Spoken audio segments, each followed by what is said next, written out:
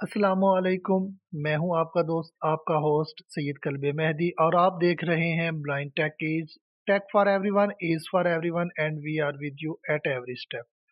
Dear friends, आज हम आपको व्हाट्सएप के एक नए फीचर के बारे में बताने वाले हैं जिसका नाम है हिडन। इससे पहले कि मैं अपनी वीडियो को शुरू करूं, अगर आप चैनल पर नए हैं तो चैनल को सब्सक्राइब करें और बेल आइकन के बटन को लाजमी प्रेस कीजिएगा ताकि हर नई आने वाली इंफॉर्मेटिव वीडियो का नोटिफिकेशन आपको बर वक्त मौसूल हो सके।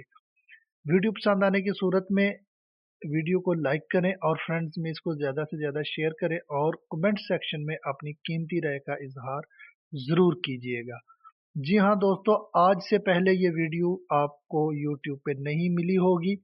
ये फर्स्ट टाइम मैं इसको बना रहा हूँ और हिडन ऑप्शन जो व्हाट्सएप के अंदर है, इसका मकसद ये है कि अगर आप अपने स्टेटस वॉच कर रहे हैं और आप चाहते हैं कि किसी बंदे का स्टेटस आपके सामने ना शो हो तो आप उसको हिडन कर सकते हैं। उसको कैसे हिडन करना है, उसका तरीकाकार क्या है, वो मैं आपको बताता हूँ। सबसे पहले हम अपने व्हाट्सएप को ओपन करेंगे।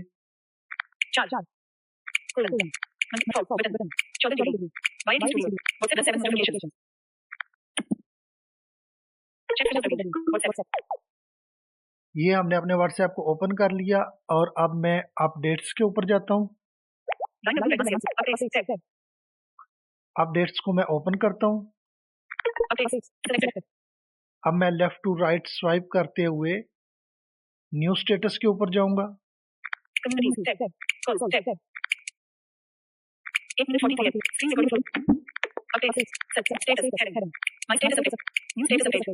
ये मैं लेफ्ट टू राइट स्वाइप कर रहा हूँ। फिर स्वाइप करते हैं। निदा मेहदी 1 स्टेटस। अब मैं निदा मेहदी को हिडन करना चाहता हूँ। मैं चाहता हूँ कि इनके स्टेटस मुझे शो ना हो, ये मेरे सामने ना आए। तो इसका तरीका कार ये है कि मैं इसके ऊपर double tap to long press करूंगा। ये सुनिएगा जरा। Hide Nida Mehdi new status. अब मैं राइट स्वाइप करता हूँ। Cancel hide. अगर हाइड के ऊपर मैं डबल टैप कर दूंगा तो ये हिडन हो जाएगा और हिडन के नाम से व्हाट्सएप स्टेटस जहाँ पे शो होते हैं, सबसे एंड में हिडन नाम से एक फोल्डर हमें शो होगा।